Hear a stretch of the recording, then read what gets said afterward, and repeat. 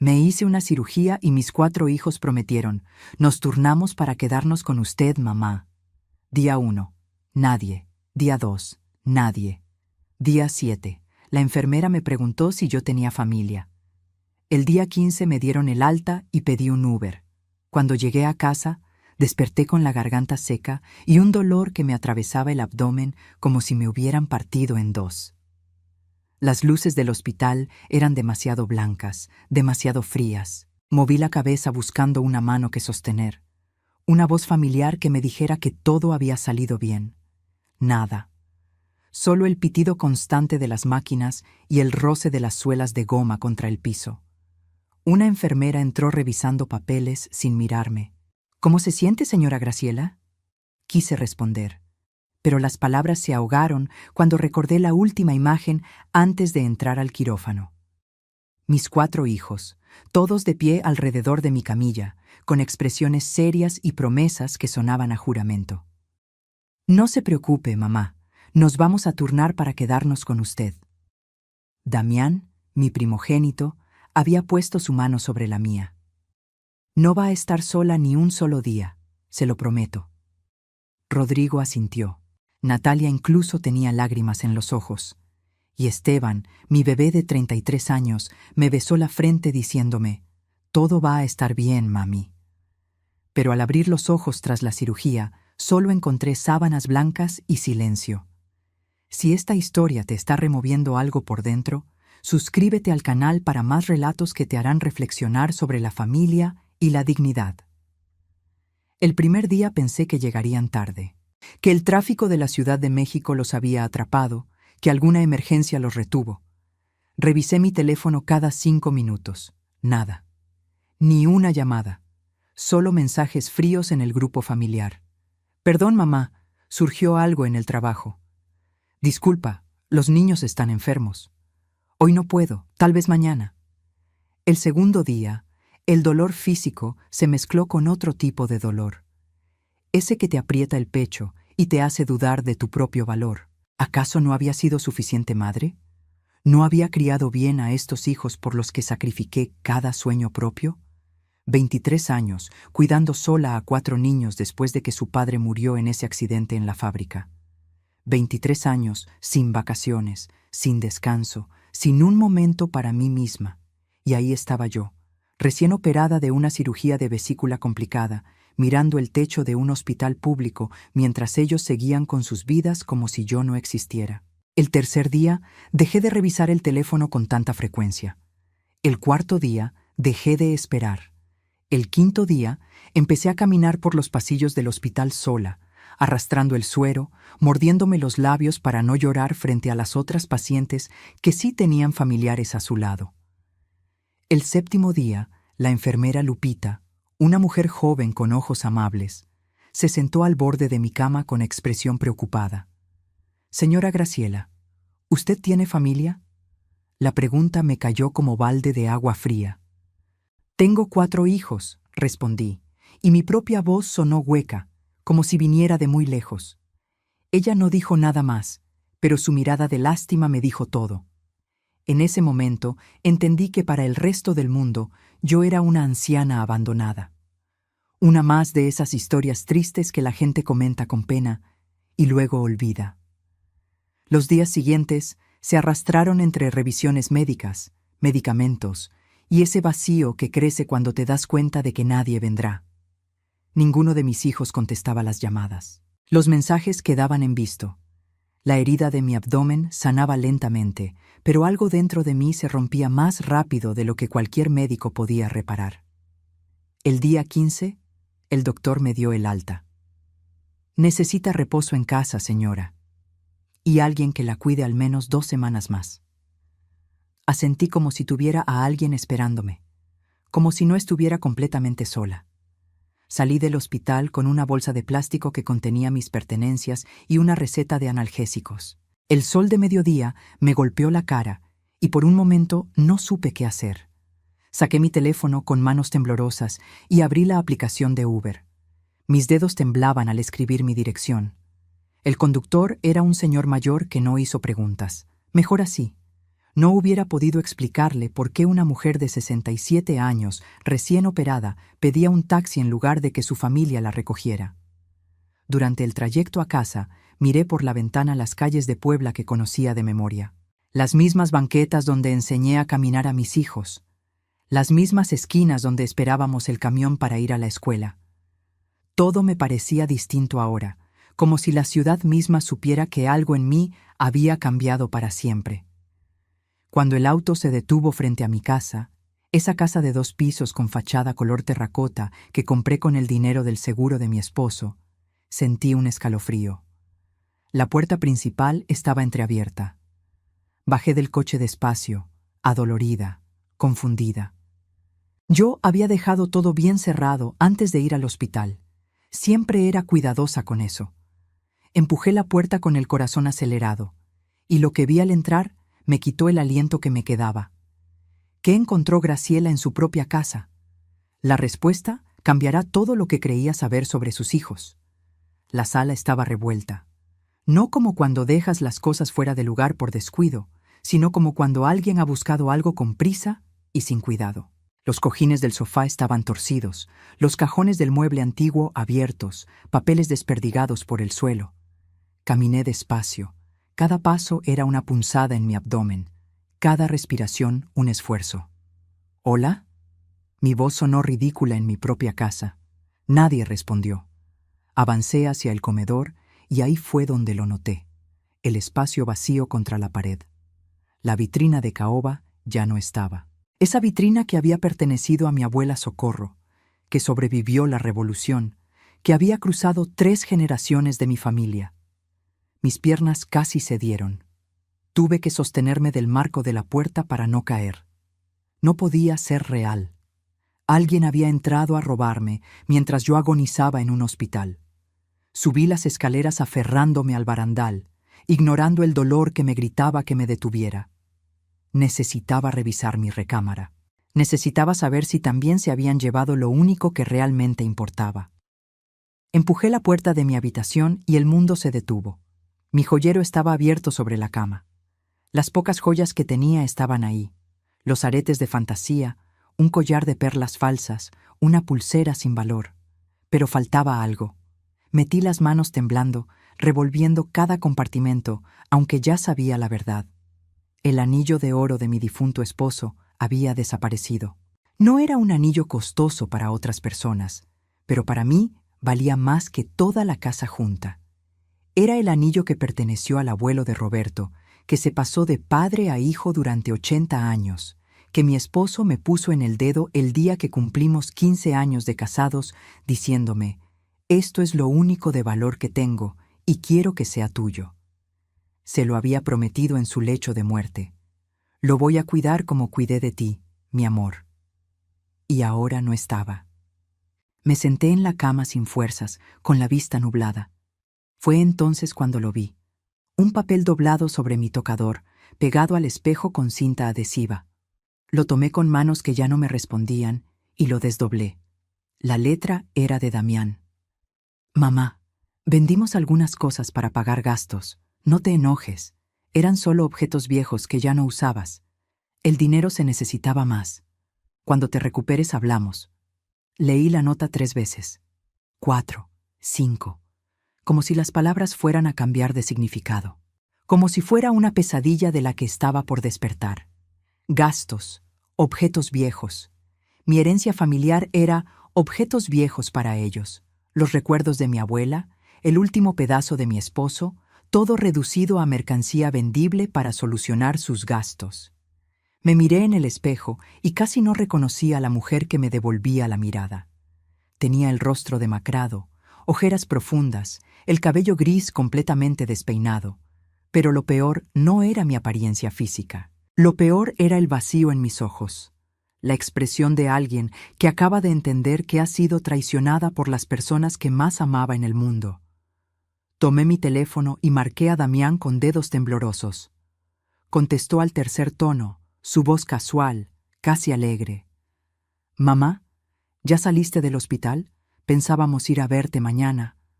¿Dónde está el anillo de tu padre?» No grité.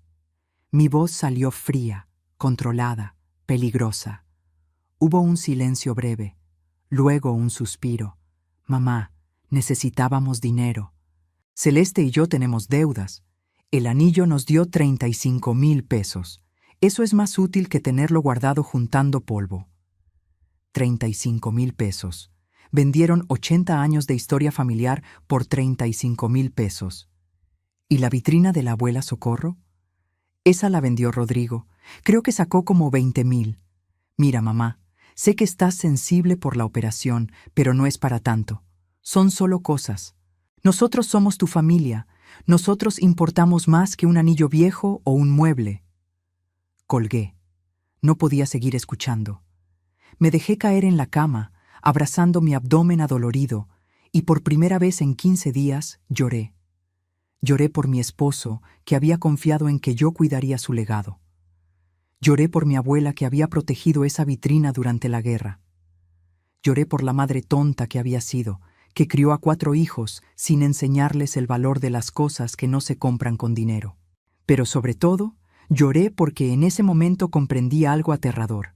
Si mis hijos habían sido capaces de vender mis recuerdos mientras yo estaba vulnerable en un hospital, ¿qué más serían capaces de hacer? El teléfono vibró. Un mensaje de Rodrigo en el chat familiar. Mamá ya salió del hospital. ¿Alguien puede pasar a ver cómo está? Natalia respondió. Yo no puedo. Tengo 1000 cosas. Esteban. Más tarde, tal vez. Damián. Ella ya está grande. Sabe cuidarse sola. Los leí todos. Cada palabra era una puñalada más certera que el bisturí del cirujano. Me quedé ahí sentada en mi cama, en mi casa saqueada, rodeada de espacios vacíos donde antes había amor y recuerdos, y supe que algo dentro de mí acababa de romperse de forma irreparable. Pero también supe algo más. No iba a quedarme como víctima llorando sobre lo perdido. Si mis hijos creían que podían tratarme como un estorbo del que podían aprovecharse, estaban a punto de conocer una versión de su madre que nunca habían imaginado. Lo que Graciela no sabía era que el robo del anillo era apenas el comienzo. Sus 4 hijos tenían un plan mucho más oscuro, y ella estaba a punto de descubrirlo. Pasé esa primera noche en casa sin dormir, mirando el techo, sintiendo cada puntada de la herida quirúrgica mezclarse con un dolor mucho peor. Al amanecer, tomé una decisión. Necesitaba entender qué estaba pasando realmente. Mis hijos no se habían convertido en ladrones de la noche a la mañana. Algo más grande estaba ocurriendo.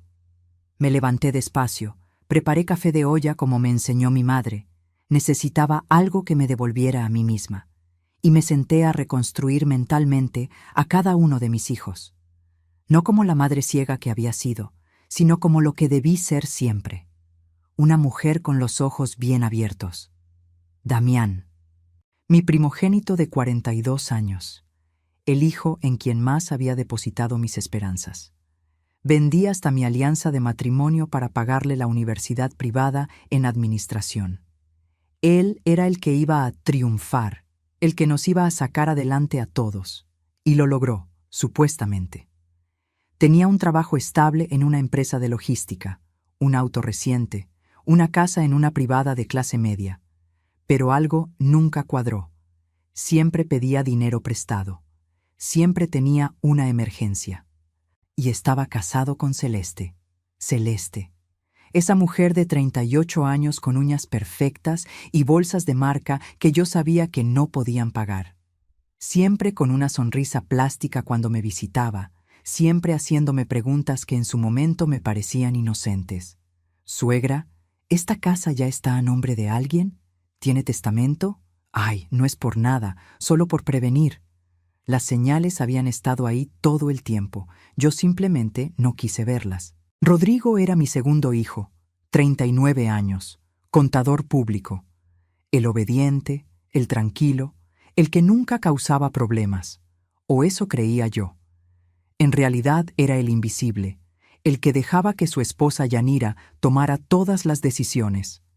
Yanira, una mujer de voz chillona y ambiciones grandes, que trabajaba en un banco y vivía obsesionada con progresar. Los había visitado hacía 2 meses y escuché sin querer una discusión. Necesitamos ese enganche para el departamento, Rodrigo. Tu mamá tiene esa casa enorme para ella sola. ¿No puedes hablar con ella? La voz de mi hijo fue apenas un murmullo. No es tan fácil. Entonces no sirves para nada, le había respondido ella. Recordar eso ahora me revolvió el estómago.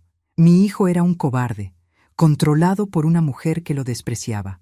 Luego estaba Natalia, mi única hija, 36 años, la que siempre sintió que yo prefería a sus hermanos varones. No importaba cuánto intenté demostrarle lo contrario, ella cargaba ese rencor como una piedra al cuello. Había puesto un negocio de repostería que nunca despegó. La última vez que hablamos, hacía 3 semanas, me pidió 50,000 pesos prestados para invertir en equipo nuevo. Le dije que no tenía esa cantidad. Me colgó diciéndome, siempre fuiste tacaña conmigo, pero para Damián, todo. Y finalmente, Esteban, mi bebé de 33 años. El que nunca maduró porque yo nunca lo obligué. El que seguía viviendo de trabajos temporales, el que cambiaba de novia cada 6 meses, el que había estudiado 3 carreras sin terminar ninguna. Hace un mes vino a pedirme prestados 20,000 pesos por una emergencia médica. Le di 15,000 de mis ahorros, lo único que tenía para mis propias emergencias. 2 días después lo vi en Facebook, en un casino de Querétaro. No era una emergencia médica, era una deuda de juego. Todos mentían, todos necesitaban dinero, todos estaban desesperados. Y yo tenía algo que todos querían, una casa en una zona que se había revalorizado increíblemente en los últimos años. Un agente inmobiliario me había contactado hace 6 meses ofreciéndome 3,200,000 pesos por la propiedad. Yo ni siquiera consideré venderla. Esta era mi casa, el único lugar que era mío. Pero mis hijos sabían el valor. Claro que lo sabían. Terminé mi café sintiendo cómo las piezas del rompecabezas encajaban con claridad dolorosa. Las visitas casuales de los últimos meses. Las preguntas sobre documentos importantes. Damián preguntando dónde guardaba las escrituras. Rodrigo ofreciéndose a ayudarme a organizar mis papeles. Natalia diciendo que a mi edad ya debería planear las cosas por si me pasaba algo. Esteban preguntando si tenía testamento hecho. No eran visitas de hijos preocupados, eran visitas de reconocimiento. Estaban planeando algo, los 4. Y yo había sido demasiado ingenua o demasiado asustada de la soledad para verlo. Tomé mi teléfono y revisé el chat familiar. Había un mensaje nuevo de Celeste, dirigido a todos. Familia, creo que deberíamos reunirnos todos para hablar sobre mamá Graciela. Me preocupa que viva sola después de la operación. ¿Qué tal este domingo en mi casa? Los otros 3 respondieron rápido, demasiado rápido. Rodrigo. Perfecto. Natalia. Ahí estaré. Esteban. Sí, hay que hablar. Ni siquiera me habían preguntado a mí. Estaban organizando una reunión sobre mi vida, sobre mi futuro, y yo era apenas un tema de agenda. Sentí algo nuevo creciendo dentro de mí. No era tristeza, no era dolor. Era algo más peligroso, algo más frío. Era claridad absoluta mezclada con una rabia silenciosa que llevaba años dormida. Me puse de pie ignorando el dolor de la herida. Caminé hasta mi habitación y del fondo de mi closet saqué una caja de zapatos vieja. Adentro estaba la tarjeta arrugada de don Heriberto Salazar, el abogado que me ayudó con el testamento de Roberto hace 20 años. Un hombre serio, de esos que ya no existen, que nunca me cobró de más y que siempre me trató con respeto. Era hora de hacer una llamada. Porque si mis 4 hijos querían jugar sucio, iban a descubrir que su madre no era la anciana indefensa que creían. Todavía tenía garras, y estaba lista para usarlas. Pero Graciela aún no sabía lo peor. Sus hijos no solo querían su casa, tenían un plan legal para quitársela, aunque ella siguiera viva. El domingo llegó como llegan las sentencias, inevitable y pesado. Me vestí con mi blusa de lino color marfil y mis pantalones grises, los más dignos que tenía. Me peiné con cuidado, Me puse los aretes de plata que Roberto me regaló en nuestro aniversario número 10. Si iban a intentar hacerme sentir como una carga, al menos no me vería como una. Rodrigo pasó a recogerme. Durante todo el trayecto a casa de Damián, estuvo callado, nervioso, tamboreando los dedos contra el volante. ¿Estás bien, hijo?, le pregunté. Sí, mamá, respondió sin mirarme. Solo escucha lo que tenemos que decirte con mente abierta, ¿sí? Esa frase me heló la sangre. Llegamos a la casa de Damián en la privada Las Fuentes. Una casa bonita de 2 pisos que siempre me había parecido demasiado grande para solo 2 personas. Celeste abrió la puerta con una sonrisa que no le llegaba a los ojos. Suegrita, qué gusto verla recuperada. Pase, pase. En la sala ya estaban todos. Natalia en el sofá individual, revisando su teléfono. Esteban recargado en la pared, mordiéndose las uñas. Damián de pie junto a la ventana, con los brazos cruzados y esa expresión seria que usaba cuando iba a decir algo importante. Celeste me guió hacia el sofá principal como si fuera una invitada de honor, o como si fuera la acusada en un juicio. ¿Quieren café? ¿Agua de Jamaica?, ofreció Celeste con esa dulzura falsa que ya me revolvía el estómago. Estoy bien, gracias. Se hizo un silencio incómodo. Los 4 se miraron entre sí como esperando que alguien más comenzara.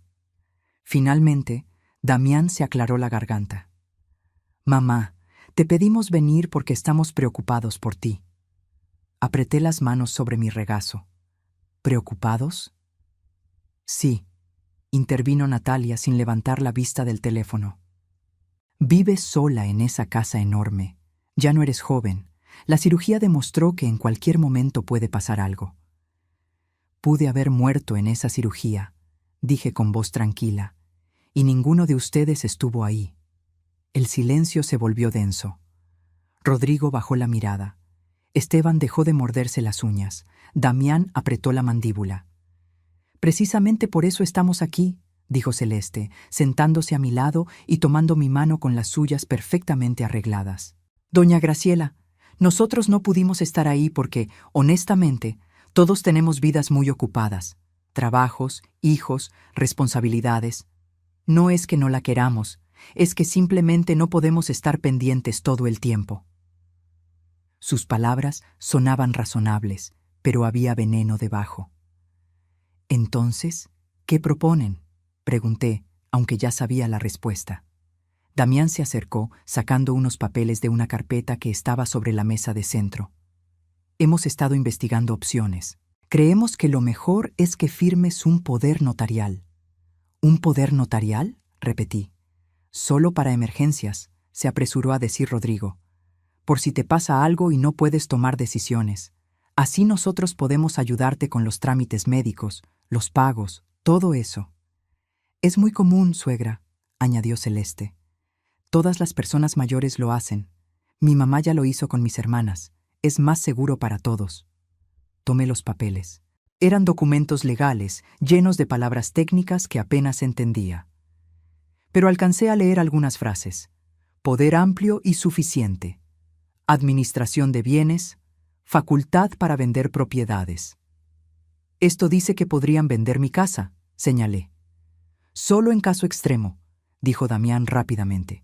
Si necesitas entrar a un hospital privado o un asilo de ancianos de calidad, esas cosas cuestan. La casa es tu mayor activo. Tendríamos que poder venderla para cuidarte bien. ¿Un asilo? La palabra me salió como un susurro. No ahora, intervino Natalia por primera vez con algo parecido a impaciencia. Pero eventualmente, mamá, vas a necesitar cuidados especializados. Ya viste que ninguno de nosotros puede estar contigo todo el tiempo. Sentí que las paredes se cerraban. Era una trampa perfectamente diseñada.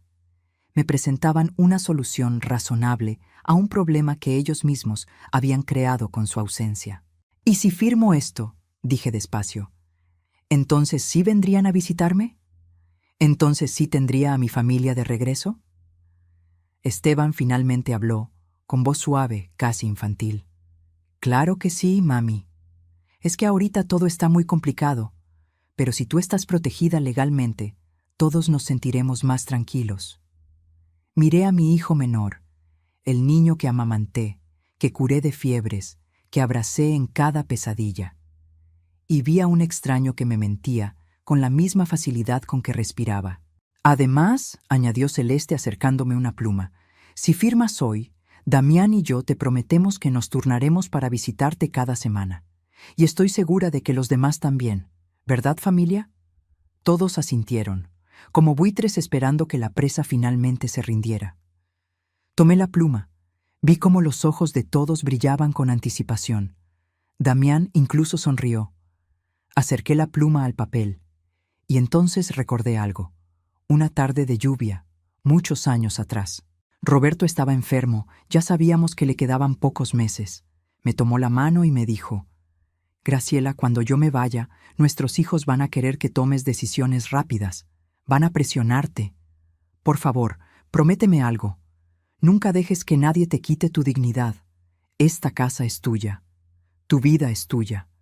No dejes que nadie te haga sentir que eres una carga. Solté la pluma. Necesito pensarlo, dije levantándome. Son documentos legales importantes. Quiero que mi abogado los revise primero. El ambiente cambió instantáneamente. La máscara de preocupación se resquebrajó. ¿Tu abogado?, preguntó Damián con tono irritado. Mamá, esto es entre familia. No necesitas un abogado. Cualquier persona sensata revisa documentos legales antes de firmar, respondí con calma. ¿O eso me enseñaste tú cuando estudiaste administración, no, Damián? Natalia se puso de pie. Esto es ridículo. Te estamos ofreciendo ayuda y tú nos sales con desconfianza. No es desconfianza, mentí. Solo quiero estar segura de lo que estoy firmando. Celeste cambió de estrategia. Las lágrimas aparecieron de la nada. Doña Graciela, ¿no confía en nosotros? Somos su familia. ¿Cómo puede pensar que le haríamos daño? La miré fijamente. Confiaba en que estarían conmigo en el hospital. Ninguno vino. El golpe dio en el blanco. Todos bajaron la mirada. Entonces no hay nada más que hablar por hoy, dije caminando hacia la puerta. Rodrigo, ¿me llevas a casa o llamo un taxi? El trayecto de regreso fue tenso y silencioso. Cuando llegamos, Rodrigo finalmente habló. Mamá, de verdad solo queremos ayudar. Lo miré a los ojos. Rodrigo, si de verdad quisieras ayudar, hubieras estado en el hospital conmigo. No vendieras la vitrina de tu bisabuela por 20,000 pesos. Su rostro palideció. No dijo nada más. Entré a mi casa, cerré la puerta con seguro y me dejé caer en el sofá. Había ganado esta batalla, pero la guerra apenas comenzaba. Y ahora mis hijos sabían que no sería tan fácil manipularme. Lo que no sabía era que eso los haría más peligrosos. Graciela acababa de rechazar su trampa. Ahora sus hijos tendrían que recurrir a un plan aún más oscuro, uno que ella descubriría de la forma más dolorosa posible. El lunes por la mañana llamé a don Heriberto. Su secretaria me dijo que podía recibirme esa misma tarde. Es urgente, le dije, y lo era. Sentía que el tiempo se me escurría entre los dedos como arena. Pasé la mañana revisando cada rincón de mi casa, buscando más cosas que pudieran haber desaparecido. Encontré espacios vacíos que antes no había notado.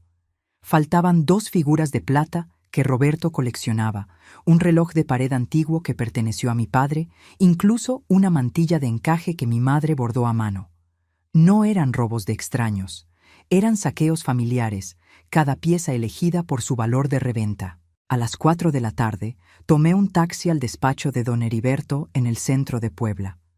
Su oficina estaba en un edificio antiguo de la calle 5 de Mayo, con pisos de loseta hidráulica y ventanas altas que dejaban entrar la luz de la tarde.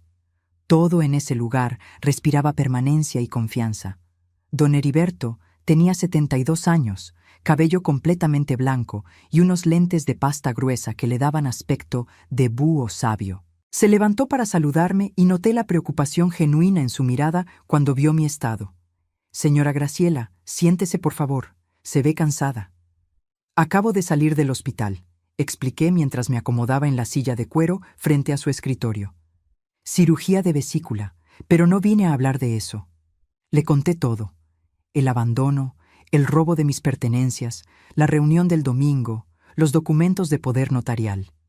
Mientras hablaba, don Heriberto tomaba notas con una pluma fuente, su expresión volviéndose cada vez más seria. Cuando terminé, se quitó los lentes y se frotó el puente de la nariz. Señora Graciela, lo que me cuenta es más grave de lo que imagina. ¿Trajo los documentos que querían que firmara?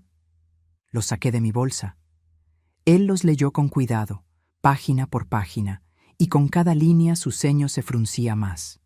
Esto no es un simple poder para emergencias médicas, dijo finalmente. Esto es un poder notarial amplísimo. Si hubiera firmado, sus hijos tendrían control total sobre todos sus bienes. Podrían vender su casa sin su consentimiento, vaciar sus cuentas bancarias, incluso internarla en una institución contra su voluntad. Sentí que el aire se me escapaba de los pulmones. ¿Pueden hacer eso? Con este documento sí, y lo peor es que está redactado de forma que parece inofensivo, pero los detalles técnicos son devastadores. Hizo una pausa. Señora Graciela, tengo que decirle algo más, y no será fácil de escuchar. Mi corazón se aceleró. ¿Qué cosa? Don Heriberto abrió un cajón de su escritorio y sacó una carpeta. Hace 2 meses, su hijo Damián vino a este despacho. No me reconoció porque quien lo atendió fue mi socia, la licenciada Morales. Él vino a hacer consultas sobre herencias en vida, sobre cómo una persona mayor podría transferir propiedades a sus hijos, sobre el proceso para declarar a alguien legalmente incapaz. El mundo se inclinó bajo mis pies. ¿Incapaz? Sí. Preguntó específicamente qué se necesitaba para que un juez declarara a una persona incapaz de administrar sus propios bienes por cuestiones de salud mental o física. Don Heriberto abrió la carpeta y me mostró las notas. La licenciada Morales le explicó el proceso. Se necesitan evaluaciones médicas, declaraciones de familiares, pruebas de que la persona no puede tomar decisiones por sí misma. Pero yo estoy perfectamente bien de la cabeza, dije, aunque mi voz temblaba. Eso no importa si consiguen médicos que digan lo contrario. Y créame, con dinero y las conexiones correctas, no es difícil. Se inclinó hacia adelante. Señora Graciela, sus hijos no solo quieren su casa, están planeando quitarle su autonomía completa. Me quedé en silencio, procesando. Todo encajaba con una claridad aterradora. La reunión del domingo no era solo para convencerme de firmar. Era el primer paso de un plan más grande. Si no firmaba voluntariamente, buscarían otra manera. ¿Qué más averiguó?, pregunté, porque algo en la expresión de don Heriberto me decía que había más. Él dudó, pero finalmente continuó. Hice algunas llamadas. Tengo contactos en bancos, en juzgados. No es ético, pero usted es mi clienta y me preocupa su bienestar. Sacó más papeles. Su hijo Esteban tiene deudas registradas en el buró de crédito por 180,000 pesos, principalmente con casas de apuestas en línea y préstamos personales con intereses altísimos. 180,000 pesos. Mi hijo menor estaba hundido hasta el cuello. Natalia, continuó don Heriberto, tiene un negocio de repostería que está técnicamente en quiebra.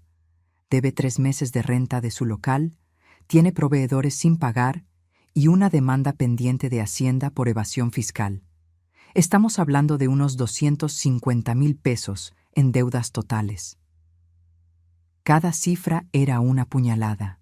Rodrigo y su esposa Yanira solicitaron un crédito hipotecario hace un mes para comprar un departamento en una zona nueva de la ciudad.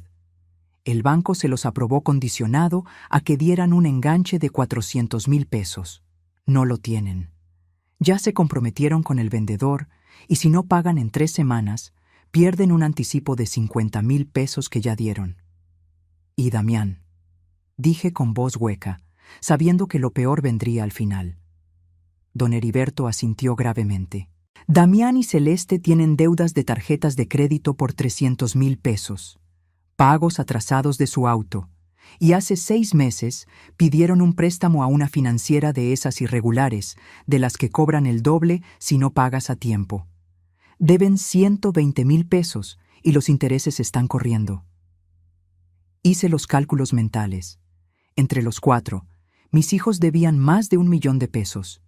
Y mi casa valía 3.200.000. Todos necesitan dinero urgentemente, murmuré. Todos están desesperados. Exactamente. Y usted es su solución. Don Heriberto cerró la carpeta. Señora Graciela, entiendo que son sus hijos. Entiendo que esto debe doler de una manera que no puedo imaginar. Pero necesita protegerse. Ya. ¿Qué me recomienda? Primero, cambiar su testamento inmediatamente. Segundo, actualizar los beneficiarios de cualquier cuenta bancaria o seguro. Tercero, considerar vender la casa y mudarse a un lugar donde ellos no la encuentren fácilmente. No voy a huir de mis propios hijos, dije con firmeza sorprendente. Esta es mi casa. La compré con el dinero del seguro de Roberto. La mantuve trabajando de costurera durante años. Es mía.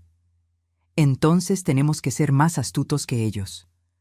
Don Heriberto se reclinó en su silla, pensativo. ¿Tiene a alguien en quien confíe?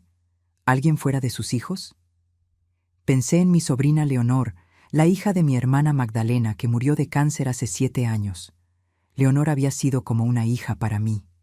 Trabajaba como enfermera, era madre soltera de 2 niños, y siempre, siempre me había tratado con respeto y cariño.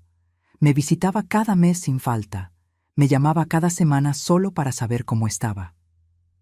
Mi sobrina Leonor, dije, ¿confía en ella completamente? Con mi vida. Bien, entonces vamos a hacer lo siguiente. Don Heriberto empezó a escribir. Vamos a crear un nuevo testamento donde Leonor sea la principal beneficiaria de la casa. También vamos a establecer un fideicomiso con instrucciones claras. Si alguien intenta declararte incapaz o internarte contra tu voluntad, automáticamente todo pasa a Leonor y a una fundación benéfica que tú elijas. ¿Una fundación? Para ancianos abandonados. Será su legado, señora Graciela, y será la mejor venganza, que sus hijos sepan que su avaricia no solo les costó su herencia, sino que ayudó a personas que ellos trataron de crear. Por primera vez en días, algo parecido a una sonrisa tocó mis labios. Me gusta esa idea. Hay algo más, añadió don Heriberto. Sus hijos van a intentar algo pronto. Están desesperados. Necesitamos estar preparados. Necesitamos evidencia de sus verdaderas intenciones. ¿Cómo? Dejándolos creer que tienen ventaja. Se quitó los lentes y me miró fijamente. Señora Graciela, ¿estaría dispuesta a actuar? Lo que don Heriberto le propuso a Graciela era arriesgado. Pero era la única manera de descubrir hasta dónde estaban dispuestos a llegar sus propios hijos. Salí del despacho de don Heriberto con un plan, pero también con un peso en el pecho que apenas me dejaba respirar. Tenía que actuar como si nada hubiera cambiado, como si siguiera siendo la madre ingenua y confiada de siempre. Pero por dentro, algo se había endurecido, algo que nunca volvería a ser blando. Los siguientes días fueron extraños. Mis hijos me llamaban más seguido, pero no para preguntar cómo estaba. Era para pasar a visitarme, para ayudarme con cosas de la casa, para seguir presionando sutilmente sobre los documentos. Yo los recibía con té y galletas, fingiendo que consideraba su propuesta, diciéndoles que necesitaba más tiempo. El viernes por la tarde estaba en la cocina preparando arroz, cuando escuché mi teléfono vibrar sobre la mesa. Era una llamada entrante de Damián. No contesté a tiempo, pero no colgó. La llamada seguía activa. Entonces escuché voces, muchas voces. Mi hijo había llamado sin querer, o el teléfono se había activado en su bolsillo. Lo que fuera, ahora podía escuchar todo. «Estás siendo necia», era la voz de Damián, clara y frustrada. Ya van 2 semanas desde la reunión y sigue con que su abogado tiene que revisar los papeles. «Tu mamá nunca fue tonta del todo», respondió Celeste. «Por eso hay que cambiar de estrategia». Me quedé paralizada con el teléfono pegado a la oreja. Estaban en altavoz. Podía escuchar el eco de un lugar cerrado, probablemente el auto de Damián. «¿Y qué propones?», era la voz de Rodrigo. «Lo que te dije la semana pasada», respondió otra voz femenina. «Yanira». Si no firma por las buenas, la declaramos incapaz. Conseguimos un psiquiatra que certifique que tiene demencia senil, que no puede vivir sola. ¿Y cómo vamos a hacer eso?, preguntó Esteban. Mamá está bien de la cabeza. No importa, dijo Damián con tono frío, práctico. Rodrigo, tu amigo Octavio es psiquiatra, ¿no? El que te debe ese favor. Sí, pero... pues úsalo. Que vaya a evaluar a mamá, que diga en su reporte que tiene deterioro cognitivo severo, que es un peligro para sí misma. Con eso y las firmas de los 4, un juez firma la incapacidad en una semana. Mi mano empezó a temblar tanto que casi dejó caer el teléfono. ¿Y luego qué?, preguntó Natalia. Por primera vez, su voz sonaba insegura. ¿De verdad vamos a internarla en un asilo? No es un asilo, es una residencia, corrigió Celeste con tono paciente, como si le hablara a una niña. Hay unas muy decentes por 30,000 pesos al mes. La internamos ahí, vendemos la casa, pagamos nuestras deudas y le dejamos un fondo para que esté cuidada. Todos ganamos. Ella nos va a odiar, murmuró Natalia. Ya nos odia, soltó Esteban con una risa amarga. Desde que se dio cuenta de lo del anillo y la vitrina. ¿Vieron cómo nos miró el domingo? Como si fuéramos basura. Pues lo arreglamos nosotros, dijo Damián. Miren, esa casa nos pertenece más a nosotros que a ella. Nosotros crecimos ahí. Nosotros tenemos familias, hijos, futuros. Ella ya vivió su vida, ya tuvo su tiempo. Ahora nos toca a nosotros. Las palabras me golpearon como puños. Ya vivió su vida. Como si yo fuera un trámite terminado, un ciclo completo que ya no servía para nada. Además, continuó Celeste, seamos honestos. Ella vive en esa casa enorme completamente sola. Es un desperdicio. Nosotros le daremos mejor uso a ese dinero. Damián y yo podemos salir de deudas y finalmente invertir en el negocio que queremos. Rodrigo y Yanira compran su departamento. Natalia salva su repostería. ¿Y Esteban? Yo puedo pagar lo que debo y empezar de cero, terminó mi hijo menor con voz de súplica, como pidiendo aprobación. Exacto, dijo Damián. Es una solución donde todos ganamos. Mamá estará cuidada en un lugar profesional y nosotros finalmente podemos vivir tranquilos. ¿Y si se resiste?, preguntó Rodrigo. Ella es terca cuando se lo propone. Hubo una pausa larga. Después, la voz de Damián sonó más baja, más siniestra. Si se resiste mucho, hay medicamentos que pueden mantenerla tranquila, calmada. El psiquiatra puede recetarle algo para su ansiedad, que la tenga más manejable. ¿Estás hablando de drogarla? La voz de Natalia subió de tono. Estoy hablando de medicarla apropiadamente para su condición, respondió Damián con tono profesional, como si fuera lo más normal del mundo. Es lo que se hace en estos casos. Silencio. Un silencio donde ninguno de mis otros 3 hijos objetó. Ninguno dijo que eso estaba mal. Ninguno defendió a su madre. ¿Cuándo lo hacemos?, preguntó Yanira. La semana que viene, respondió Celeste. Octavio va el miércoles a evaluarla. Para el viernes tenemos el dictamen. El lunes siguiente iniciamos el proceso legal. En 2 semanas, máximo 3, la casa está en venta. Y mamá está internada, añadió Esteban con voz plana, vacía. Donde estará mejor cuidada que con nosotros, insistió Damián. Créanme, es lo mejor para todos, incluida ella, aunque no lo entienda ahora. La llamada se cortó. Me quedé de pie en mi cocina, con el teléfono en la mano, el arroz quemándose en la estufa y el mundo desmoronándose a mi alrededor. Mis piernas cedieron. Me dejé caer en una silla. Y por primera vez en mi vida sentí algo peor que dolor. Sentí vacío absoluto. Estos eran los hijos que había criado sola después de enviudar a los 44. Los bebés que amamanté, que cuidé en cada enfermedad, que defendí de cada injusticia. Damián, a quien vendí mi alianza de matrimonio para pagar su universidad. Rodrigo, por quien trabajé doble turno cosiendo uniformes para pagarle el colegio privado. Natalia, a quien consolé en cada desamor, en cada fracaso. Esteban, mi bebé, a quien seguí protegiendo incluso cuando todos me decían que lo estaba malcriando. Les había dado todo, todo, mis años, mi salud, mis sueños. Cada peso que gané fue para ellos. Cada sacrificio tuvo sus nombres, y así me pagaban. No solo querían mi casa, querían encerrarme, drogarme, convertirme en un estorbo manejable mientras repartían los despojos de mi vida. Me levanté despacio y apagué la estufa. El arroz estaba negro, arruinado, como todo lo demás. Fui a mi habitación y me senté frente al espejo del tocador. La mujer que me miraba tenía 67 años, cicatrices de cirugía reciente, arrugas de preocupación y dolor.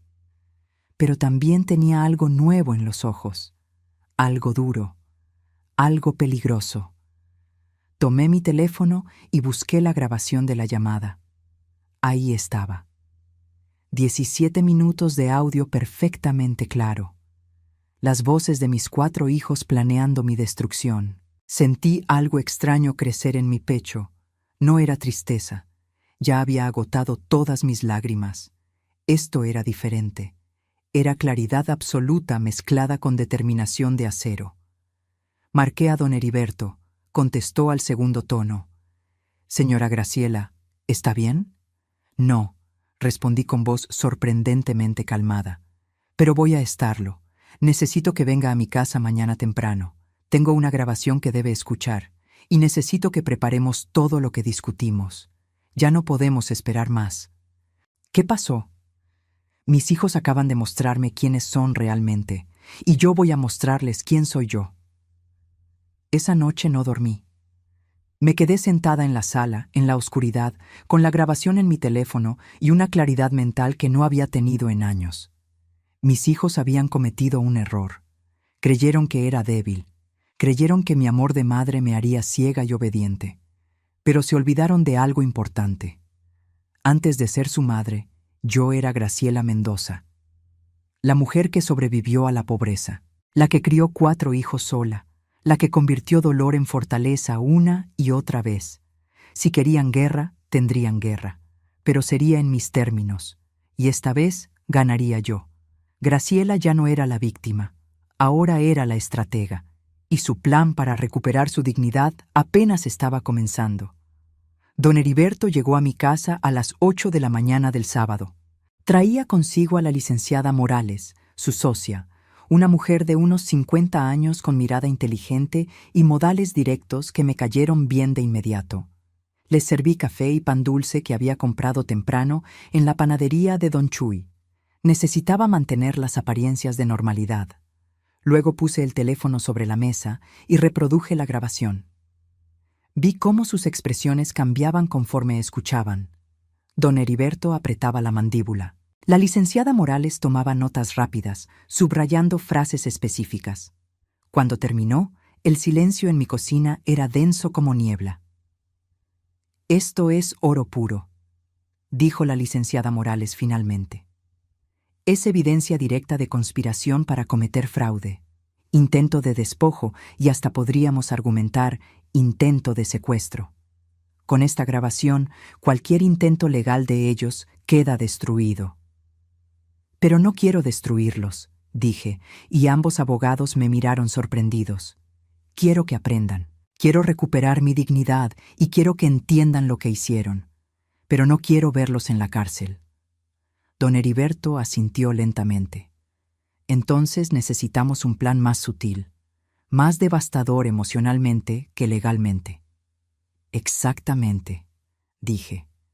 «Quiero que sientan lo que yo sentí. Quiero que pierdan lo que creyeron ganado. Y quiero que sea por sus propias acciones, no por las mías».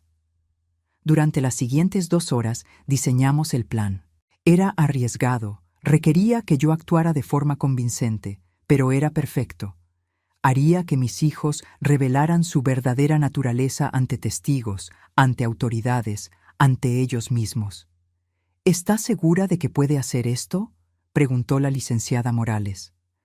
«Va a requerir que actúe como si estuviera perdiendo la memoria, como si estuviera confundida. Va a ser doloroso fingir debilidad». «He fingido estar bien durante semanas mientras me desangraba por dentro», respondí. Puedo fingir estar mal durante unos días si eso me devuelve mi vida. Firmamos los nuevos documentos ese mismo día. El testamento quedó modificado. La casa iría a Leonor y una parte sustancial a una fundación que crearíamos para ancianos abandonados por sus familias. Los beneficiarios de mis cuentas bancarias cambiaron. Todo quedó protegido, blindado legalmente. Ahora viene lo difícil, dijo don Heriberto. Tiene que llamar a sus hijos y actuar como si algo estuviera mal. Tiene que plantarles la semilla de que su plan está funcionando. Esa tarde llamé a Damián. Dejé que el teléfono sonara varias veces antes de contestar, como si me costara trabajo encontrarlo. «Bueno», dije con voz ligeramente confundida. «¿Mamá? Soy Damián». «¿Damián? Ah, sí, hijo. ¿Cómo estás?» Hice una pausa. «Perdón, ¿ya habíamos hablado hoy?» Silencio del otro lado.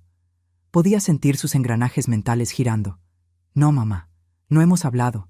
¿Estás bien?» Sí, estoy bien. Solo que no recuerdo si tomé mi medicina esta mañana. Dejé las pastillas en algún lado y no las encuentro». Dejé salir una risa nerviosa. La verdad es que últimamente olvido muchas cosas. El otro día no recordaba dónde guardé las escrituras de la casa. Qué tontería, ¿verdad? Otro silencio. Este más largo, más calculador. ¿Las escrituras? ¿Las de la casa? Sí, esas. Las necesitaba para... Bueno, ya ni recuerdo para qué las necesitaba. Suspiré. Ay, hijo, creo que tienes razón. Tal vez sí necesito ayuda con estas cosas. Vivir sola está siendo más difícil de lo que pensaba. Mamá. La voz de Damián cambió. Se volvió más suave, más interesada. ¿Quieres que vaya a verte? Puedo pasar mañana, ayudarte a buscar tus papeles, organizarte las medicinas. ¿Mañana es domingo?, pregunté como si no lo supiera. Sí, mamá, mañana es domingo. Ah, bueno, sí, ven si quieres. Voy a hacer pozole. Hice una pausa. O era mañana cuando iba a hacer pozole. No me acuerdo. No te preocupes, mamá. Voy a las 11. Descansa. Colgué y respiré profundo. La trampa estaba puesta. Al día siguiente llegaron los 4. No solo Damián, todos. Claramente él había llamado a sus hermanos para contarles sobre mi confusión. Venían con expresiones de preocupación que habrían sido convincentes si yo no hubiera escuchado esa grabación. Los recibí en bata de casa, con el cabello sin peinar, arrastrando un poco las pantuflas. Había dejado papeles regados en la mesa, tazas de café sin lavar en diferentes partes de la sala, todo para crear la imagen de desorden mental. Hijos, qué sorpresa que vengan todos, dije con sonrisa vaga. ¿Es algún día especial? ¿Es mi cumpleaños? No, mamá, dijo Natalia sentándose a mi lado. Tu cumpleaños es en marzo, estamos en noviembre. Ah, claro, noviembre. Asentí como si acabara de recordarlo. ¿Ya comieron? Hice arroz, pero creo que se me quemó. ¿O fue ayer que se me quemó? No estoy segura. Los vi intercambiar miradas, miradas de oportunidad. Mamá, Rodrigo se arrodilló frente a mí. ¿Has estado tomando tus medicinas? Creo que sí, aunque a veces olvido. Hay tantas. Me toqué la frente. Y luego no sé si ya las tomé o si solo pensé en tomarlas. Esteban se levantó y empezó a caminar por la casa, mirando cada rincón con disimulo. Lo vi abrir cajones, revisar papeles. Buscaba las escrituras. Dejé que buscara. No las encontraría. Estaban en una caja de seguridad en el banco desde el día anterior. Mamá. Celeste se sentó del otro lado, tomando mi mano. Hemos estado pensando. Tal vez sí sería bueno que alguien viniera a ayudarte, o que tú fueras a un lugar donde estuvieras mejor cuidada. ¿Un lugar? La miré con ojos confundidos. ¿Qué lugar? Una residencia, dijo Damián con voz suave. Un lugar bonito donde haya enfermeras, donde no tengas que preocuparte por cocinar o limpiar, donde siempre haya alguien si necesitas algo. Suena caro, murmuré. No te preocupes por eso, dijo rápido. Nosotros nos encargaríamos. Podríamos vender la casa y con ese dinero... ¿Vender mi casa? De pronto mi voz sonó más clara, más alerta. Los miré a todos. Esta es mi casa. Roberto y yo la compramos. Aquí crecieron ustedes. Lo sabemos, mamá. Natalia apretó mi mano. Pero es muy grande para ti sola, y con el dinero podrías estar en un lugar mejor. Me quedé callada, mirando el piso. Dejé que pensaran que estaba considerándolo. Luego dije algo que sabía que los tentaría hasta el límite. Tal vez tengan razón. Estoy muy cansada, muy confundida. Levanté la vista. Si ustedes creen que es lo mejor, confío en ustedes. Son mis hijos. La habitación prácticamente vibró con su emoción contenida. ¿Entonces firmarías los papeles?, preguntó Damián tratando de sonar casual. ¿El poder notarial del que hablamos? ¿Cuáles papeles? Incliné la cabeza. Los que te mostramos hace 2 semanas, los del poder. No recuerdo eso, dije suavemente, pero si ustedes dicen que es importante, supongo que puedo firmar. Ustedes nunca me harían daño, ¿verdad? Vi sus rostros. Vi la codicia desnuda en sus ojos. Vi cómo se miraban entre ellos con expresiones de triunfo. Nunca, mamá, mintió Damián. Nosotros solo queremos lo mejor para ti. Entonces está bien, dije con voz cansada. Pero no hoy. Estoy muy cansada hoy. Tal vez otro día. Claro, mamá. Celeste me palmoteó la mano. Otro día. Pronto.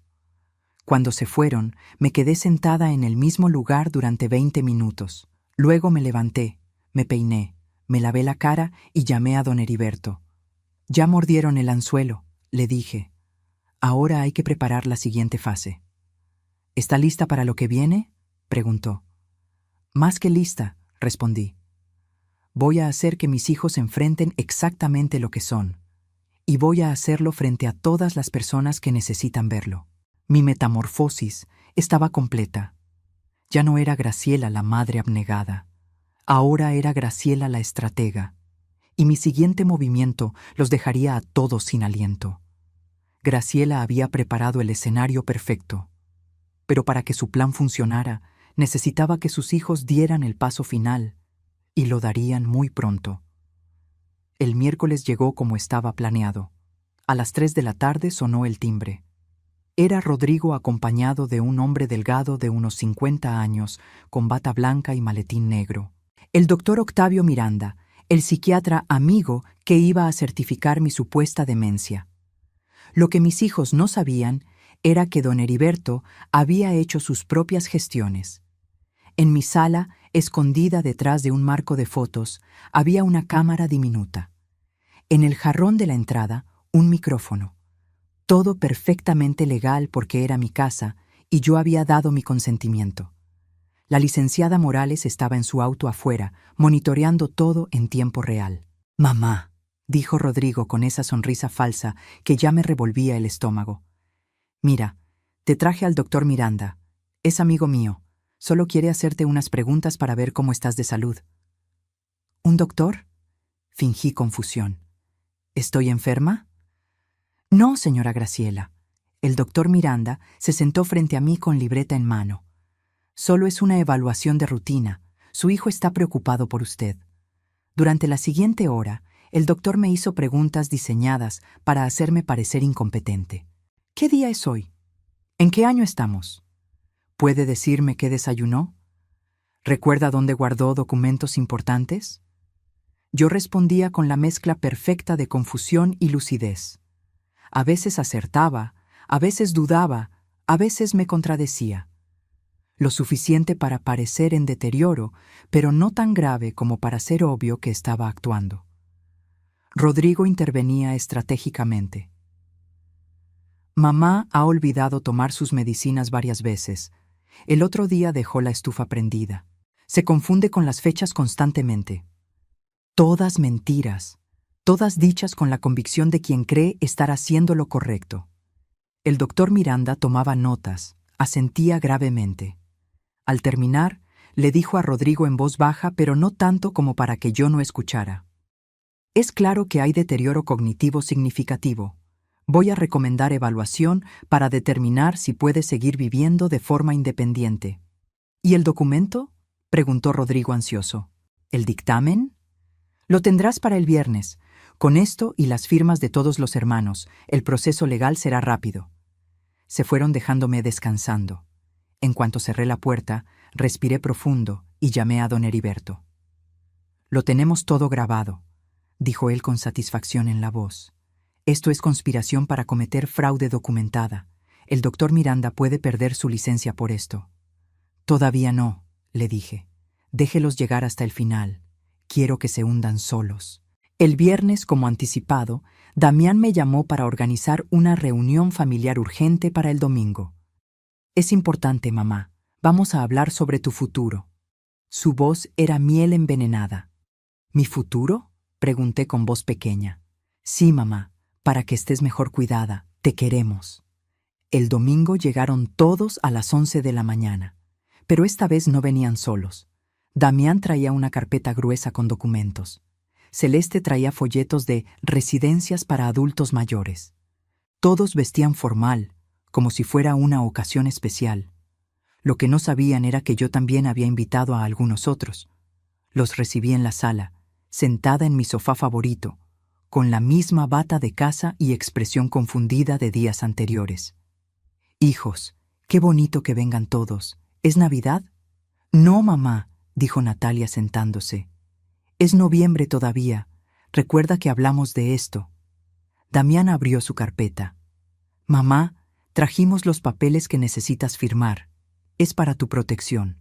«Rodrigo te explicó que el doctor vino a verte, ¿verdad?» «¿Un doctor?», parpadeé. «Creo que sí. Creo que vino alguien». «Sí, mamá». Rodrigo se acercó. «Y él dice que necesitas ayuda, que ya no puedes vivir sola, así que vamos a ayudarte». «Encontramos un lugar hermoso». Celeste puso los folletos frente a mí.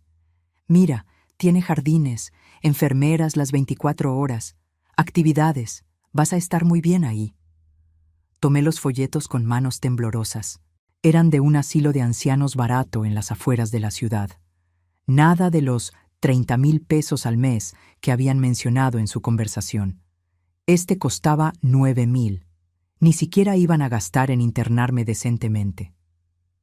«¿Me van a llevar a vivir ahí?», pregunté con voz quebrada. «Es lo mejor», dijo Esteban, sin poder mirarme a los ojos. «Ahí vas a estar cuidada». «¿Y mi casa?» «Nosotros nos encargaremos de la casa». Damián puso los documentos frente a mí. «Por eso necesitas firmar esto. Es un poder para que podamos vender la casa y administrar el dinero para pagar tu residencia». «Pero yo quiero mi casa», dije, y dejé que mi voz temblara. «Esta es mi casa. Aquí vivo con Roberto». Hubo un silencio incómodo. Natalia se aclaró la garganta. «Mamá, papá murió hace 23 años». «¿Murió?». Abrí los ojos grandes. «¿Cuándo?». «Perfecto. Los tenía justo donde los quería». Vi sus expresiones, mezcla de lástima falsa e impaciencia real. Creían que había ganado. «Mamá», Damián puso la pluma en mi mano. «Firma aquí. Nosotros cuidaremos todo. Confía en nosotros». Tomé la pluma. Acerqué el papel. Vi cómo todos contenían la respiración, y entonces sonó el timbre. Todos se tensaron. «¿Esperas a alguien, mamá?», preguntó Celeste con molestia apenas contenida. «No lo sé», dije con confusión genuina en este caso. ¿Esperaba a alguien?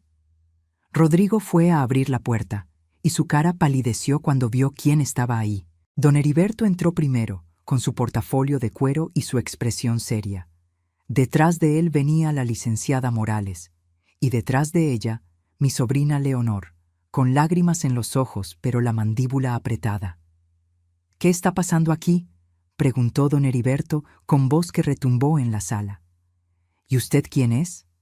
Damián se puso de pie, su postura defensiva. «Soy Heriberto Salazar, abogado de la señora Graciela Mendoza, y esta reunión se terminó». «Esto es un asunto familiar», dijo Celeste. «No tiene nada que ver con usted. Tiene todo que ver conmigo cuando están intentando cometer fraude contra mi clienta», respondió la licenciada Morales, sacando su propia carpeta. «Tenemos documentado cada paso de su plan para despojar a la señora Graciela de sus bienes mediante engaños y falsificación de documentos médicos». El color abandonó las caras de mis 4 hijos. No sé de qué habla, tartamudeó Damián. ¿No? Don Heriberto sacó su teléfono. Tal vez esto les refresque la memoria. Y reprodujo la grabación. Esa llamada del viernes pasado donde planeaban todo. Declararme incapaz, drogarme si era necesario, vender mi casa, internarme en el asilo más barato. Sus propias voces llenaron la sala. Cada palabra, cada plan, cada traición en audio perfectamente claro. Vi cómo la realidad los golpeaba. Rodrigo se dejó caer en una silla. Natalia se cubrió la boca. Esteban miraba el piso como si quisiera que se lo tragara. Celeste y Yanira se miraron entre sí con pánico. Y Damián, mi hijo mayor, en quien más había confiado, apretó los puños con furia impotente. Eso fue una conversación privada, logró decir. Que tu madre escuchó, respondí, y mi voz ya no era la de una anciana confundida. Era clara, fuerte, firme. Llamaste sin querer, Damián, y escuché cada palabra de tu plan para destruirme. Me puse de pie despacio. Ya no arrastraba los pies. Ya no temblaba. Los miré a cada uno, uno por uno. Ustedes creyeron que era una vieja tonta, continué. Creyeron que podían manipularme, robarme, encerrarme. Creyeron que mi amor de madre me haría ciega. Mamá. Rodrigo intentó hablar. No. Mi voz salió como látigo. Ya no soy tu mamá. Una madre es alguien a quien respetas, a quien cuidas, a quien amas. Yo fui eso para ustedes. Pero ustedes para mí fueron ladrones esperando que me muriera. Leonor se acercó y me tomó del brazo. Su presencia era un ancla. Ahora van a escuchar lo que va a pasar, dijo don Heriberto. La señora Graciela ha modificado su testamento. Esta casa, junto con un porcentaje importante de sus bienes, irá a su sobrina Leonor y a una fundación para ancianos abandonados. Una fundación que llevará el nombre de su difunto esposo, Roberto Mendoza. «No pueden hacer eso», gritó Celeste. «Somos su familia». «Ustedes dejaron de ser familia el día que la abandonaron en el hospital», respondió la licenciada Morales con frialdad. «Pero hay más. Tenemos documentadas todas sus acciones, el robo del anillo y la vitrina, la conspiración con el doctor Miranda, quien por cierto ya está siendo investigado por el Colegio de Médicos, y el intento de fraude mediante documentos falsos. Podríamos presentar cargos criminales», continuó don Heriberto, «pero la señora Graciela, en su infinita generosidad, ha decidido no hacerlo». Los 4 me miraron con mezcla de alivio y confusión. «Sin embargo», añadí yo, «hay condiciones. Las condiciones que Graciela estaba a punto de imponer cambiarían todo, y sus hijos finalmente entenderían el precio real de la traición». El silencio en mi sala era tan denso que podía cortarse con cuchillo. Mis 4 hijos me miraban como si me vieran por primera vez. Y tal vez era cierto, porque la mujer que tenían frente a ellos ya no era la madre sumisa que conocieron. «Siéntense», ordené. No fue una sugerencia, fue una orden, y obedecieron como niños asustados. Leonor se quedó de pie a mi lado, su mano todavía en mi brazo. Don Heriberto y la licenciada Morales se posicionaron detrás del sofá, como testigos silenciosos de este juicio familiar. «Voy a decirles exactamente lo que va a pasar», comencé con voz calmada pero letal. «Y van a escuchar cada palabra sin interrumpir, ¿entendido?» Nadie respondió. Lo tomé como un sí. Primero, el anillo de su padre y la vitrina de mi abuela. Saqué de mi bolsillo un sobre. Lo abrí y dejé caer sobre la mesa un fajo de billetes. «Aquí están los 55,000 pesos que obtuvieron por vender las únicas cosas que tenían verdadero valor sentimental para mí». Don Heriberto se encargó de rastrear las ventas y recuperar el dinero de sus cuentas. Damián abrió la boca para protestar, pero don Heriberto levantó una mano. «Todo legal. La señora Graciela presentó las denuncias correspondientes. Ustedes vendieron propiedades robadas. Técnicamente, podrían enfrentar cargos. Pero no lo harán», continué, porque yo no voy a denunciarlos, no porque no lo merezcan, sino porque no quiero que mis nietos crezcan visitando a sus padres en la cárcel. Vi cómo esa mención a mis nietos los golpeaba. Natalia comenzó a llorar silenciosamente. Segundo, esta casa. Caminé hacia la ventana y miré hacia la calle donde había jugado con ellos cuando eran niños. Esta casa que compramos su padre y yo con el dinero de su seguro de vida. Esta casa que mantuve trabajando hasta que me sangraban los dedos de tanto coser. Esta casa donde los crié a los 4. Esta casa ya no será de ustedes. Mamá, por favor, empezó Esteban. Mi testamento, lo interrumpí, establece claramente que al morir, el 60% del valor de esta casa irá para Leonor, quien ha sido más hija para mí en estos últimos años que ninguno de ustedes. El 40% restante irá a la Fundación Roberto Mendoza para ancianos abandonados. Damián se puso de pie de golpe. Eso es injusto. Nosotros somos tus hijos biológicos. Siéntate, Damián. Mi voz cortó el aire. Porque todavía no termino. Se sentó despacio, la rabia contorsionándole el rostro. Además de eso, saqué otro papel de mi bolsillo. Don Heriberto preparó un documento muy interesante. Se llama Declaración de Intención Vital. En él establezco que si en algún momento alguien intenta declararme incapaz sin mi consentimiento, o internarme contra mi voluntad, o administrar mis bienes sin una orden judicial debidamente fundamentada, automáticamente se activa una cláusula. Todo, absolutamente todo, pasa de inmediato a Leonor y a la Fundación. Ustedes quedan fuera completamente, sin un peso, sin nada. La licenciada Morales agregó: este documento está registrado ante notario y tiene copias en 3 instituciones bancarias diferentes. Es impugnable solo con mi muerte o con evidencia médica de múltiples especialistas independientes. El doctor Miranda ya no podrá ayudarlos. Su dictamen quedó inválido cuando documentamos su conspiración. Rodrigo tenía la cabeza entre las manos. Yanira lloraba. Celeste miraba a Damián como culpándolo por todo. Natalia sollozaba sin consuelo. Esteban parecía un niño perdido.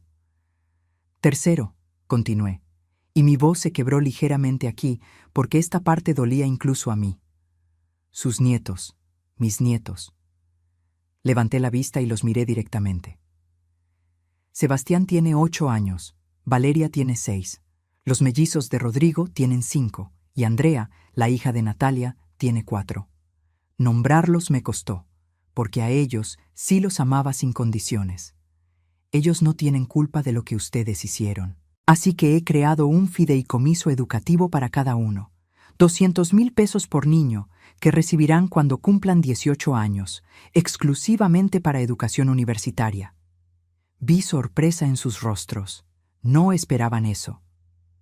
Ese dinero, aclaré, viene de mis ahorros de toda la vida, del trabajo que ustedes creyeron que no valía nada, y lo recibirán directamente ellos, sin pasar por ustedes, ni un peso. Mamá.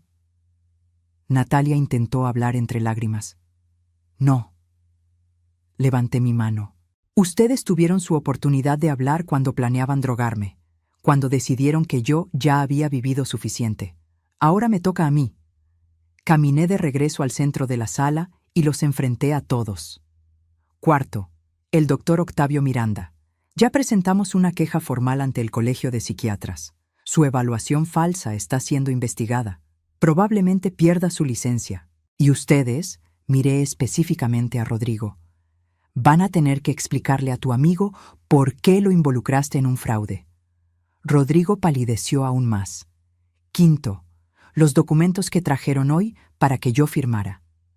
Don Heriberto los tomó de la mesa.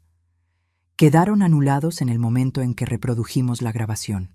Son evidencia de intento de fraude. Los guardamos por si algún día deciden intentar algo similar. Hice una pausa. Respiré profundo. Lo que venía era lo más difícil. Y sexto, ustedes. Los miré uno por uno. Mi primogénito que vendió mi pasado por 35,000 pesos. Mi segundo hijo, que fue demasiado cobarde para defender a su madre. Mi única hija que confundió mi amor con preferencia y convirtió resentimiento en venganza. Mi hijo menor que nunca maduró y ahora pagaba el precio. Yo los amé con cada fibra de mi ser, dije, y las lágrimas comenzaron a rodar por mis mejillas. Les di todo, mi juventud, mi salud, mis sueños. Cuando su padre murió y me quedé sola con 4 niños menores de 19 años, pude haberme rendido. Pude haber buscado quien me mantuviera. Pero no lo hice porque ustedes eran mi mundo. Mi voz se quebró, pero continué. Trabajé turnos dobles.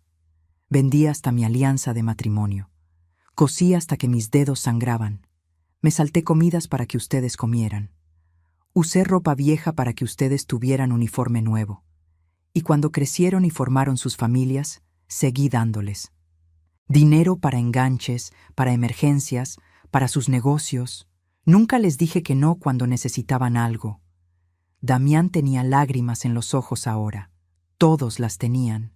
Y cuando finalmente yo los necesité, cuando estuve en ese hospital enfrentando una cirugía que pudo matarme, ninguno de ustedes apareció. Ni uno solo. Mi voz subió de volumen. Me abandonaron en el momento más vulnerable de mi vida. Y luego, mientras yo me recuperaba sola, entraron a mi casa y me robaron. Vendieron los únicos recuerdos tangibles que me quedaban de las personas que amé. Lo sentimos, sollozó Natalia. ¿Lo sienten? Mi risa fue amarga. ¿Sienten haberlo hecho o sienten que los atrapé? Nadie respondió. La respuesta estaba clara en sus caras avergonzadas. Esto es lo que va a pasar ahora, dije con firmeza recuperada. Pueden seguir siendo parte de mi vida o pueden irse, pero si se quedan, será bajo mis términos. Nada de visitas falsas buscando oportunidades, nada de preguntas sobre dinero o herencias, nada de manipulaciones. Saqué el último documento de mi bolsillo. Don Heriberto preparó un acuerdo. Si quieren tener alguna relación conmigo de ahora en adelante, lo firman. En él se comprometen a respetar mis decisiones, a no intentar manipularme o controlarme, y a aceptar que mi testamento y mis bienes son asunto mío y de nadie más. ¿Y si no firmamos?, preguntó Damián con voz ronca. Lo miré directo a los ojos. Entonces no vuelven a poner un pie en esta casa, no vuelven a llamarme, y cuando yo muera se enterarán por el periódico. El peso de esas palabras cayó sobre ellos como lápida. Tienen una semana para decidir, dije. Don Heriberto les enviará copias del acuerdo. Si firman, podemos intentar reconstruir algo. No será lo mismo, nunca volverá a ser lo mismo. Pero tal vez, con años de esfuerzo genuino de su parte, podamos tener algún tipo de relación. Me acerqué a la puerta y la abrí. Ahora váyanse. Todos. Necesito descansar. Y necesito que esta casa vuelva a sentirse como mi hogar, no como un campo de batalla. Uno por uno se levantaron. Celeste y Yanira salieron rápido, sin mirar atrás. Esteban se detuvo frente a mí, con lágrimas rodando por su cara. Mamá, yo. Pero no encontró las palabras, solo bajó la cabeza y salió. Rodrigo me miró con ojos rojos. Perdóname. Fue todo lo que dijo antes de irse. Natalia se detuvo y me abrazó. Yo no le devolví el abrazo. Toda mi vida creí que no me querías, susurró. Y ahora entiendo que siempre me quisiste. Fui yo quien no supo verlo. La solté suavemente. Tienes una semana, Natalia. Damián fue el último, mi primogénito, el niño en quien deposité tantas esperanzas. Se paró frente a mí con el orgullo destrozado. Creí que estaba haciendo lo correcto, dijo con voz quebrada. Creí que te estaba protegiendo. No, Damián, respondí con cansancio infinito. Creíste que estabas protegiendo tu herencia. Hay una diferencia enorme. Se fue sin decir más. Cerré la puerta y me apoyé contra ella. Las lágrimas que había contenido finalmente salieron. Leonor me abrazó mientras yo lloraba. Lo hiciste bien, tía, susurró. Fue lo correcto. ¿Por qué duele tanto hacer lo correcto?, pregunté entre sollozos. Porque el amor real siempre duele cuando lo traicionan, respondió. Pero también sana, ya lo verás. Don Heriberto y la licenciada Morales se despidieron poco después, dejándome sola con Leonor. Nos sentamos en la sala, en silencio, mientras la tarde se convertía en noche. Graciela había ganado la batalla, pero el verdadero desafío apenas comenzaba: aprender a vivir con la victoria. 6 meses después, me desperté en mi casa con el sol entrando por la ventana de mi habitación. La herida de la cirugía había sanado completamente, pero las cicatrices invisibles tomaban más tiempo. Algunas mañanas todavía dolían. Me levanté despacio, ya no por dolor físico, sino por costumbre. Preparé café de olla en la cocina, que ahora se sentía más grande y más silenciosa, pero también más mía. Mientras el aroma llenaba el espacio, recordé cómo había sido esa primera mañana después de la confrontación. El vacío. La sensación de haber ganado una guerra pero perdido una familia. Excepto que no la había perdido toda. Leonor venía a visitarme 2 veces por semana. Sus hijos, mis sobrinos nietos de 7 y 9 años, llenaban la casa de risas los domingos. Ellos no cargaban el peso de la traición ni las expectativas. Solo traían amor simple, honesto, sin condiciones. Y luego estaban mis propios nietos. De mis 4 hijos, solo Natalia firmó el acuerdo. Lo hizo después de 3 días de la fecha límite. Llegó sola una tarde lluviosa con los ojos hinchados y el papel en las manos. No espero que me perdones, había dicho, pero quiero intentarlo. Quiero que Andrea conozca a la verdadera tú, no a la abuela que yo inventé en mi cabeza por mi propio resentimiento. Y lo estaba intentando. Venía cada 15 días, siempre puntual, siempre respetuosa. No preguntaba por dinero, no mencionaba la herencia, solo traía a Andrea y tomábamos té mientras la niña jugaba en el jardín. Las conversaciones eran incómodas al principio, llenas de silencios pesados, pero lentamente, muy lentamente, estábamos construyendo algo nuevo, algo honesto. Los otros 3 no firmaron. Damián intentó negociar. Envió mensajes diciendo que el acuerdo era demasiado severo, que necesitaba términos más justos. Don Heriberto le respondió que no había negociación posible. No volvimos a saber de él.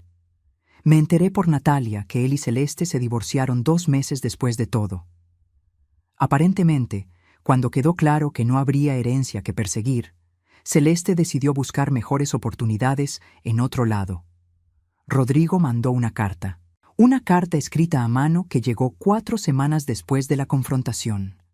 No pedía perdón directamente, pero explicaba cómo Yanira lo había manipulado durante años, cómo se había sentido atrapado entre su esposa y su madre, cómo eligió mal. La carta terminaba diciendo: «Entiendo si no quieres volver a verme. Solo quería que supieras que yo sí te quise, mamá. Solo que no supe cómo demostrarlo». No firmó el acuerdo, pero tampoco volvió a pedir nada. Existíamos en un limbo mutuo de respeto distante. Esteban simplemente desapareció. Natalia me contó que había huido a Guadalajara para escapar de sus acreedores. Cada tanto me llegaban noticias de terceros, que estaba trabajando en un restaurante, que había conocido a alguien que seguía apostando. Era como tener un hijo fantasma, presente en mi memoria pero ausente de mi vida. Y extrañamente, con el tiempo, esa ausencia dolió menos. Caminé hacia mi estudio, la habitación que había convertido en oficina de la fundación. Sobre el escritorio había pilas de solicitudes, cartas de agradecimiento, fotografías de ancianos que ahora recibían ayuda gracias a la Fundación Roberto Mendoza. Habíamos ayudado a 17 personas en estos 6 meses, ancianos abandonados en hospitales sin familia, abuelos desalojados de sus propias casas por hijos codiciosos, personas de la tercera edad que necesitaban apoyo legal para proteger sus bienes. Cada historia era un espejo de la mía, y cada vez que ayudábamos a alguien, sentía que la traición de mis hijos adquiría un significado más grande. Su egoísmo había sembrado semillas de protección para otros. Leonor manejaba la parte administrativa de la fundación con eficiencia y corazón. Don Heriberto ofrecía servicios legales pro bono 2 días al mes. La licenciada Morales daba talleres gratuitos sobre protección patrimonial para adultos mayores. Yo, con mi experiencia de primera mano, hablaba con cada persona que llegaba buscando ayuda. Les contaba mi historia, les mostraba que sobrevivir era posible, que recuperar la dignidad era posible, y por primera vez en décadas sentía que mi vida tenía propósito más allá de ser madre. El timbre sonó sacándome de mis pensamientos. Era Leonor con carpetas bajo el brazo y una sonrisa en el rostro. «Tía, tengo noticias», dijo mientras entraba. «¿Recuerdas al señor Villegas? ¿El que sus hijos intentaron vender su terreno mientras estaba hospitalizado?» «Claro». Ganó el caso. El juez declaró nula la venta y multó a los hijos por fraude. Además, implementó medidas de protección. Me pidió que te dijera que gracias por darle el valor de luchar. Sentí calidez en el pecho. Eso es maravilloso.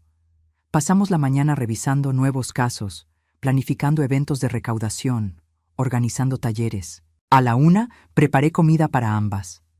Arroz rojo, pollo en mole verde, tortillas recién hechas. Leonor me ayudó a poner la mesa y comimos hablando de todo y de nada, como lo hacen las familias reales. Por la tarde, después de que Leonor se fue, me senté en el jardín con una taza de té. Observé las bugambilias que Roberto había plantado hace 30 años, todavía floreciendo vibrantes y fuertes. Sobrevivientes, como yo. Mi teléfono vibró. Un mensaje de Natalia. «Tía, Andrea pregunta si puede quedarse a dormir este viernes. Quiere que le enseñes a hacer las galletas de nuez que tanto le gustan». Respondí. «Claro, dile que compro los ingredientes». Otro mensaje, este de un número desconocido. «Señora Graciela, soy Mariana Torres.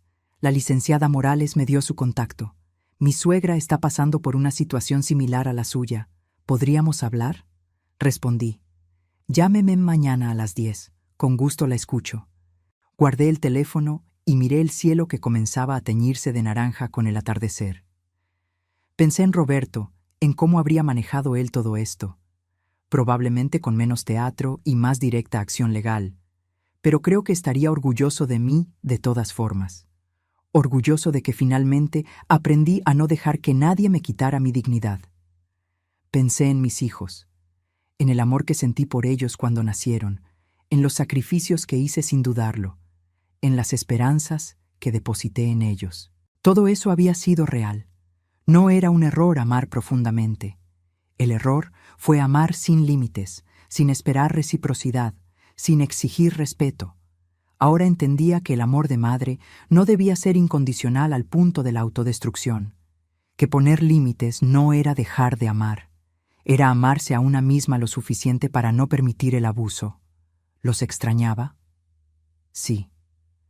Algunas noches todavía lloraba por el Damián de 8 años que se subía a mi cama durante las tormentas, por el Rodrigo de 12 que me ayudaba a coser en las noches cuando los pedidos se acumulaban, por la Natalia adolescente que me peinaba y decía que quería ser como yo, por el Esteban pequeño que decía que cuando creciera me compraría una casa más grande. Pero esos niños ya no existían. Habían crecido y elegido su camino, y yo tenía que elegir el mío. Entré a la casa cuando el sol se ocultó completamente. Preparé una cena ligera. Vi un programa de televisión que me gustaba. Me di un baño largo con sales aromáticas que me regaló Leonor. Cosas simples que antes me habrían parecido egoístas, pero que ahora entendía eran autocuidado necesario. Antes de dormir, abrí el cajón de mi buró donde guardaba la fotografía de Roberto y los niños. Todos sonrientes, todos juntos, en un tiempo cuando la inocencia todavía era posible. La miré durante largo rato. «Lo hice, mi amor», susurré a la foto. «Defendí lo nuestro, defendí mi dignidad. Sé que duele, sé que no es el final feliz que imaginamos, pero es el final justo, y eso tiene que ser suficiente». Guardé la foto y apagué la luz. Al día siguiente sería otro día de la fundación, otra oportunidad de ayudar a alguien, otra oportunidad de convertir mi dolor en propósito. Porque esa era la lección que había aprendido con sangre y lágrimas. No puedes controlar cómo te traicionan, pero sí puedes controlar cómo te levantas después. No puedes obligar a las personas a valorarte, pero sí puedes elegir valorarte a ti misma.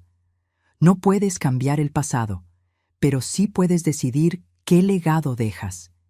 Y mi legado ya no sería ser la madre que lo dio todo hasta quedarse vacía. Sería ser la mujer que cuando tocó fondo, encontró la fuerza para construirse alas. Cerré los ojos con una última verdad resonando en mi mente. Mis hijos me enseñaron que la familia no es sangre, es lealtad. Perdí 4 hijos, pero gané mi dignidad. Y eso, nadie me lo puede quitar. Esta es mi historia. La historia de Graciela Mendoza, una mujer de 67 años que sobrevivió al abandono, la traición y el intento de despojo por parte de sus propios hijos. Una mujer que tuvo que elegir entre el amor ciego y el amor propio. Si estás leyendo esto y pasas por algo similar, quiero que sepas algo. Tu valor no depende de quienes te abandonaron. No dependes de la validación de tus hijos, tus familiares o cualquier persona que intente hacerte sentir como una carga. Tú vales por quien eres, por lo que has sobrevivido, por la dignidad que llevas contigo. Y si algún día tienes que elegir entre ser amada o ser respetada, elige respeto, porque el amor sin respeto es manipulación disfrazada. Nunca es tarde para recuperar tu vida. Nunca es tarde para poner límites. Nunca es tarde para decir, hasta aquí, porque la verdadera riqueza no está en lo que posees, sino en lo que no permites que te quiten. ¿Y tú? ¿Has vivido una historia similar? ¿Conoces a alguien que esté pasando por esto? Déjame tu comentario contándome desde qué parte del mundo nos acompañas hoy. Dale like si esta historia te hizo reflexionar y suscríbete para seguir escuchando historias de vida real que nos enseñan sobre dignidad, justicia y amor propio. Porque juntos somos más fuertes y nadie merece ser tratado como invisible en su propia vida.